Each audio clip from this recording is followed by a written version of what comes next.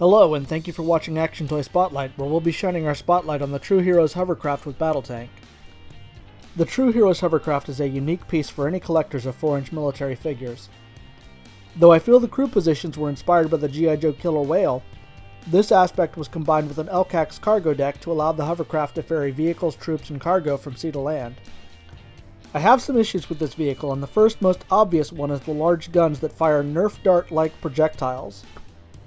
However, this issue is easily fixed if you have the True Heroes armored vehicle with launching bridge. That set comes with two guns that are identical to those in the gunner's position of the hovercraft. These guns are not part of the tank itself, and if you don't mind repurposing them, they can be plugged without modification into the same hole the larger guns plug into. I also don't care for the fact that the fan blades light up.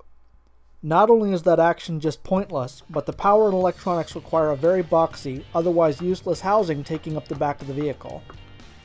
Finally, the cargo deck is a little small.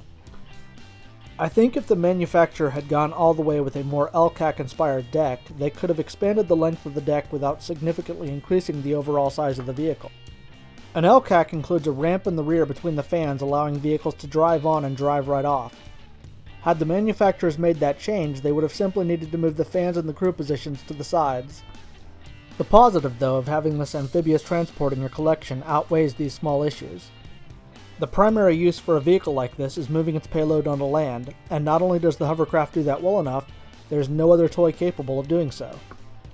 There are a few more features to note. There are racks on the side to store the projectiles for the big guns. If you've gotten rid of the big guns, you might look around and see if you can find something else to store here. Next to these racks are ladders allowing divers to board and exit the hovercraft, and there's a small walkway between the cargo deck and the crew area where you can place the divers as passengers. Finally, the wheels are mounted on swivels, allowing the hovercraft to simulate hovering in different directions. The included battle tank is nothing special. It can only accommodate one figure, but it's large enough that there could easily have been some kind of hatch to seat at least one other figure in the body. The manufacturer failed to take advantage of what ends up being a lot of wasted space.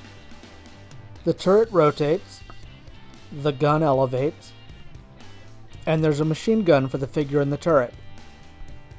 Finally, a smaller gun with what I believe are grenade launchers swivels out from the rear of the turret, so you can say it's well armed.